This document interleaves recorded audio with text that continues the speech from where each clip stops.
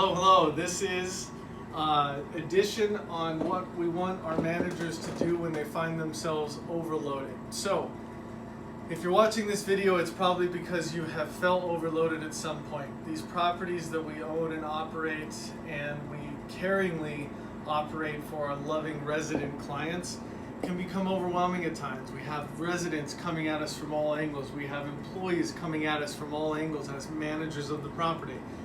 We have all kinds of things we have to do on a daily, weekly, monthly basis, and it can feel overwhelming at times.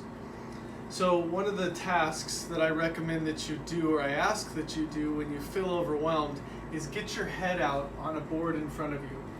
Too often we're sticking ourselves into a computer with these task lists, and when they're not in front of us, it's much more overwhelming. The human brain likes to see things out in front of it. It has a way of conceptualizing when it can pick the points that are the most important. So what I ask you to do when you have things on your mind is type out a list first. Get everything that's on your mind, even if it's personal stuff that's stressing you out, on a list. Once it's on the list, I want you to prioritize it. Prioritization is extremely important because that's how we keep things going on track in the right direction. So we prioritize it with stars or with colors or whatever you would like. Here we prioritized it with 1 star being least important and 3 stars being the most important. You can use markers, you can use highlighters, whatever makes the most sense to you, it doesn't matter. Simply prioritize. Then come in here and write it out in prioritization levels. Up here on this level, we have our top priorities. On this level, we have our second priorities. And on this level, we have our third level priorities.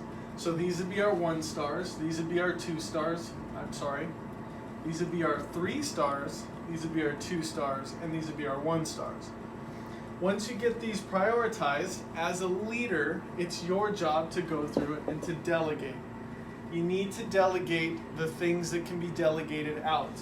So here you'll see stuff delegated to the manager, stuff delegated to even the manager's leaders, stuff delegated to people within the manager's managerial staff, and people up in corporate, and people that are outside of the company that need to get things done, such as legal.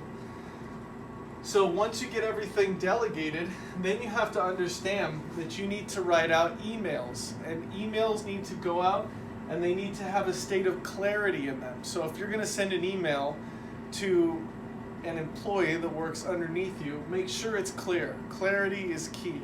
So don't send emails that only you would understand. Make sure that it's very clear and written out. Take the time to do the bullet points and make sure that it's very understandable.